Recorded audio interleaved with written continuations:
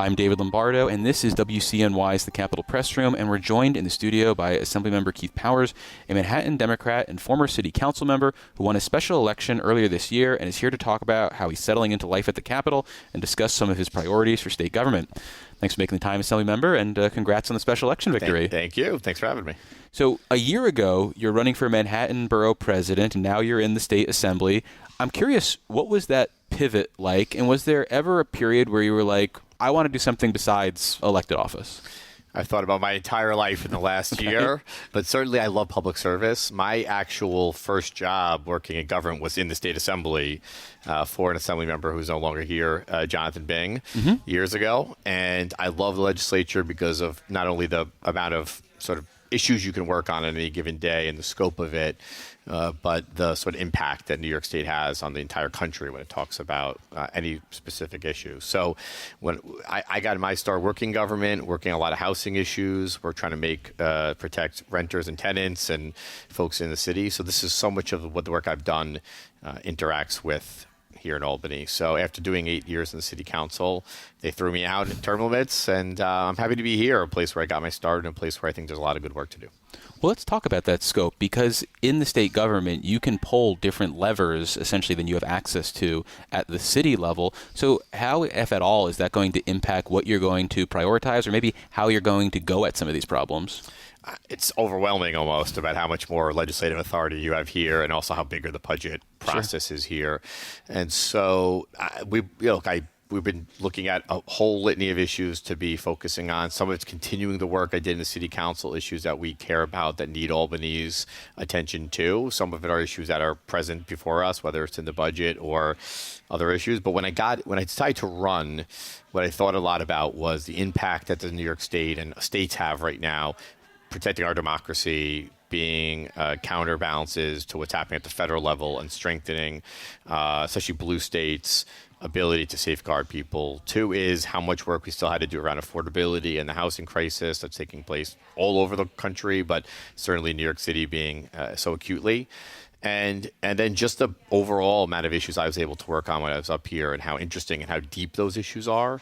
And little, as you noted, how little of that you can do at the city, local level, and how much you can pull up here. And I think that, as seeing many of my colleagues here, what they've been able to do and the wide range of issues they've been able to work on, it's certainly an interesting time to be in state government versus, I think, other times. And I think really that federal piece of it is really, really cute right now. Well, you bring up the difference in authority between the city and the state, and we are used to city officials coming hat in hand to Albany. Please, sir, will you let me, extend this tax rate? Will you give me the authority to do X, Y, and Z? And I'm curious, given the fact that you've been in that position as a city council member, does that change how you think about something like home rule as a member of the state assembly? Do you want to come in here and tear the whole process down and give more authority to local governments? Or now that you've got a little taste of this, are you like, yes, I would like to have a check on whether, Cheektowaga is going to have some sort of residency tax? It's probably the best question I'll get. I'm sick and tired of these city elected. No, I'm just kidding. Look, no, I really want the city, especially New York City, as an economic engine, to be able to have the tools to do much of what I think they should be able to do. And when I talk about housing, like right now we're dealing with the secret reforms at the state level. That really ties into things I did at the city level to help build more housing, make it easier and more efficient to get housing built, do some zoning reforms. This was another piece we always talked about. So I've been one of the members who's been in support of those proposals to reform how we do, how we build things here in the state. And so that kind of intersects well with what I'm doing. So it's like, to me, that's like giving more tools to the cities to be able to do what they're looking for. Obviously, the finance question, the taxes question is a big one that we had no authority over in the city, is how you make sure we stabilize the budget, how to handle taxes, property tax reform, things like that. But no, it's a balance. I think it's important that the state has power here to look at issues that really do transcend just one jurisdiction. And since they're coming to us for so much, we have some ability to have interaction with them. But I also want the city to be able to govern themselves, because it's such a big, powerful place. And if we're moving slow, I want them to be able to move quick at certain times to be able to do things that will help them. given that you come to this job with a certain level of expertise on various issues and maybe familiarity with certain regional questions, how are you approaching something like the Assembly Conference, which for listeners is the sort of the private meetings where the Assembly majority kind of gets on the same page and figures out, well, this is where we're going to advance on things. I mean, as a freshman, maybe there is some pressure to sit down and shut up, but at the same time, if you feel like you know something or can be helpful, you might want to chime in. So what sort of line are you looking to walk? It's a line to walk. I think you have to understand that there are a lot of people who've been. Some of these issues are really long and deep, and I mean that they are like really issues that have taken place over a long time. How we got here, there's a lot of history that goes into them. So, and we're talking about sometimes like revising laws that were passed when I wasn't here. So, I have to respect that there's people who have authority here who work intensely on these issues, but I think I have a lot to offer, especially from the city's perspective of how we talk about the budget right now. New York City's budget is a big topic of conversation. Like I was there for a lot of the conversations over the last few years about how to deal with the city finances, which of these laws is occupying a lot of space when it comes to the budget. So I think offering the local perspective to colleagues, I think, can be really helpful. I think adding my voice in, obviously, a bit of my constituents, but also there's a point where you have to know that you're the new guy, and that your history is not the only history that exists here, and you have to find that balance. And look, I think one other benefit I have is I know most of the city and some of the state. Out non-city elected officials the day I walked in. So some of the chairs of the committees and others I already had long relationships with, which I think is a great benefit. Well, before we move on, let me reintroduce you. For listeners just joining us, I'm David Lombardo, and this is WCNY's The Capitol Press Room, and we're speaking with Assemblymember Keith Powers, a Manhattan Democrat who is a former city council member from New York City who won a special election earlier this year. You bring up the idea of perspective, and how, if at all, are you looking to expand your perspective, given the fact that while you do represent a part of Manhattan, you're passing bills that impact the entire state, which is vast and diverse. So do you feel any pressure to try to become aware of the issues and people around the state, or do you try to stay laser focused on what this means for my district? I definitely work on a lot of issues that I think that are really important to my district and that will improve the quality of life in my district. I think when you go into conference, you have to understand and be sensitive that there are such a wider amount of perspectives on this, and that your voice, that maybe the city council, there was a lot of consensus on a certain issue, that becomes politically more difficult in other areas. We're also dealing with, just like I talked about this, the secret reform, the environmental reforms. Like, we don't have a lot of farmland in New York City. You're talking about districts that have farmland and much more rural areas and how they might be impacted. You have to be sensitive to that. And that comes with respect, just being respectful to your colleagues and their opinions, while also trying to make sure you advocate for what's best for your district. And as you know, there are many bills and many issues we do that just impact one jurisdiction and we leave the others out. So, understanding when you have to kind of focus on local and when these issues really matter of statewide importance. Given the experience you had working as a staffer a while ago, you probably bring some knowledge about the way the place works, but has there still been a learning curve? I mean, at the very least, you probably have to find out where the bathrooms are now or something like that. I had to find out what the bathrooms are, like any good first timer. No, I think that there's a lot. There are elected officials that are still here when I worked here 15 years ago. Sure, but not as many. There's a lot more turnover over the last 10 years. But there's a lot of chairs of committees and people that came in. There's even some people that were staffers with me. That is definitely the case, yes. Who definitely went on to run for office, and names I just knew and were familiar with. And of course, in the city, people that have really elevated to important positions that are people I know through my earlier life in the assembly and in the city council. But it's always an adjustment period. And the pace of things is different. The three-way negotiation is different than in the city council, where you just pass something, the mayor mostly usually signs it into law.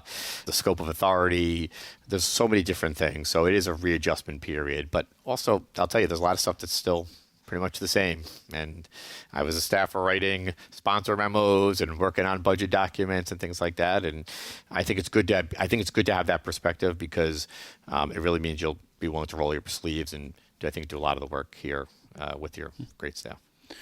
How are you getting along with the central staff, that group of staffers who represent sort of the institution itself? I mean, you come to this with a handful of staffers, but that's not all the expertise that is needed. And sometimes there's a critique that those people, they're here for a longer time. They are basically, built into the fabric of the place, and maybe they try to call the shots to a certain degree. Have you experienced any interactions with them, and do you find them to be helpful, or have you already joined the chorus of people saying, boy, they're kind of pushing me around a little bit? No, I don't think they're helpful. Okay. But that was the lesson I learned a long time as a staffer, is how much the central staff and the committee staff really matters. If you want to get a bill passed or you want to address issues, working with them, not working against them, is a tremendously helpful way to get a bill passed. And sometimes they're bringing you real issues that other members have raised or that they see as legal issues. So you should try to work with them. And it's just like being in other jobs. It's sort of the politics of trying to get things done. Sometimes you have to work with people and figure out how to work through them. But they do have a lot of important authority around here, and I know that, and a lot of experience, frankly. So I know you gotta be cooperative and work with them. And that was a lesson I learned a long time ago. And how are you approaching your relationship with the speaker? Because I imagine there are things you care about, and if something is maybe not progressing the way you'd like, you want to be like, hey, Speaker Hasty, can you look at this? I need this money, or I need this bill. But at the same time, you don't want to be, like Keith Powers. I got beat that guy with a stick. He's just such a pain in the butt. So how are you approaching that, and when to try to lean on him? Well, the speaker did tell me I need to be louder. So, okay. So I will be louder. No, what was the context for that? We were just talking. Okay. No, but only for the visit. I've known him from being my old elected life. I think he's a great speaker. I think he is a consensus builder, and I think generally, if you go to him with a real need or concern, I think he does want to help people meet their goals. And I think in a big body of 150, or certainly the Democratic conference, you recognize and understand, like, there's a lot of people that have to get things done at any particular time, and you are one of many. But also, what I learned in government a long time ago is it's people that learn to know how to prioritize, and people know how to advocate for themselves are the ones that actually get things done. You don't introduce a bill and then expect it's just going to pass one day. You actually have to go work the staff, work the speaker, go work other colleagues, build support for it, kind of make it inevitable. And I think if you do that, I think the speaker typically wants to work with you to help get things done. So one of the things we've been asking the new members who won specials this year is about the process of actually getting on the ballot in a special election. For listeners who aren't familiar, at the state level here, special election candidates are chosen by their local committees. So if you're in a district that is heavily partisan, then that kind of is the race. And I'm curious, do you think the legislature should continue that process, or do you think, having come from the city, we should lean in towards the city's sort of nonpartisan approach? In the city, you have a nonpartisan actual election. Mm-hmm. I generally like that. I think that it's a good approach to let multiple candidates run and put your name on the ballot. Make fun ballot lines as well. Make fun of ballot lines. Make sure they comply with the law. Some folks don't always do that. And that's a real democracy, and that just took place in Manhattan just recently with a candidate that actually got certified, I think, today.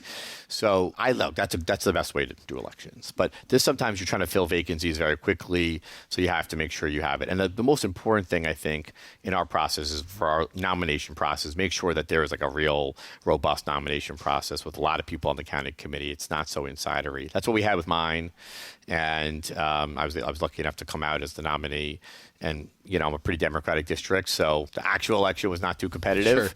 Sure. But look, I like the idea of having a real competitive elections. I think you get the best candidates, and it's good for democracy. Well, we've been speaking with Assemblymember Keith Powers. He's a Manhattan Democrat. Assemblymember, thank you so much for making the time. Thank you. This is fun. Thanks. Thanks for listening to today's edition of the Capitol Press Room.